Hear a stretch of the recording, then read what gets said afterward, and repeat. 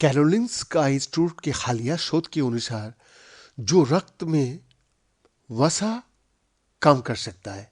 Statin कुछ रोगियों में अल्जाइमर रोग को धीमा कर सकता है, जो अल्जाइमर रिसर्च एंड थेरेपी पत्रिका में प्रकाशित हुआ था। हालांकि अध्ययन का लेखक सावधानी के साथ निष्कर्ष पर पहुंचता है, उन्हें चल रहे शोध में प्रारंभिक चरण के रूप में देखता है जो अथक निर्णायक उत्तर दे सकता है।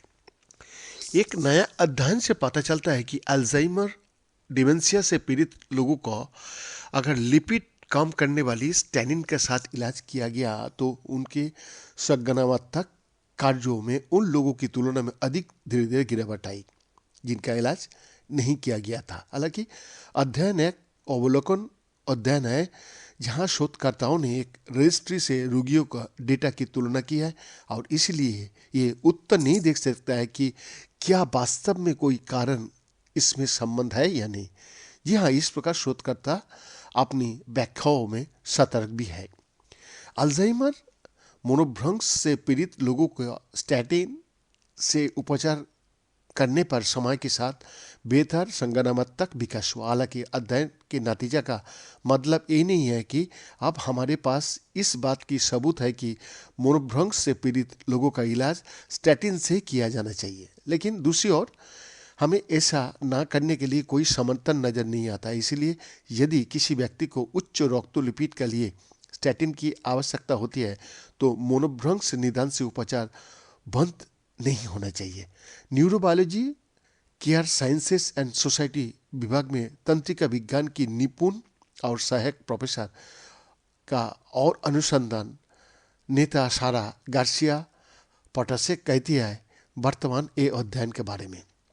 सुरक्षा पर जोर देने का कारण यह है कि स्टैटिन को शुरू में मनोभ्रंश के रोगियों में भ्रम पैदा करने का संदेह था, इसलिए इन रोगियों को स्टेनिन निर्धारित करने में कुछ विरोध हुआ है।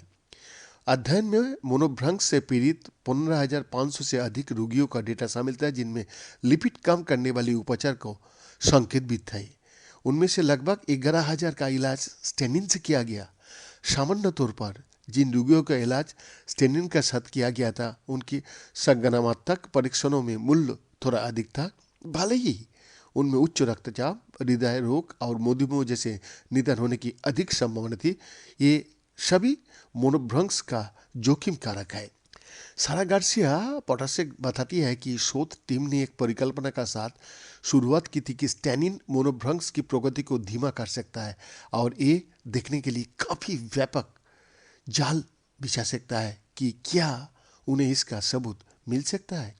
सारा गार्सिया पोटासेक कहती है इस अध्ययन का मूल विचार एक अधिक सटीक समूह अध्ययन के लिए मार्ग प्रशस्त करना था जो अथत एक नैदानिक हस्तक्षेप अध्ययन के कारण बन सकता है जो स्टैटिन और अनुभूति का बीच एक कारण संबंध को साबित करने के लिए आवश्यक है।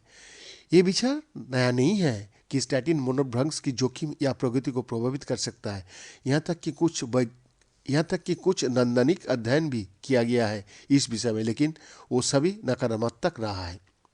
हमारा मानना है कि केवल अल्जाइमर डिमेंशिया वाले कुछ रोगियों को ही स्टेनिन से लाभ हो सकता है और पिछले नैदानिक परीक्षण कई महत्वपूर्ण अंतर दिखाने के लिए बहुत छोटा रहा है।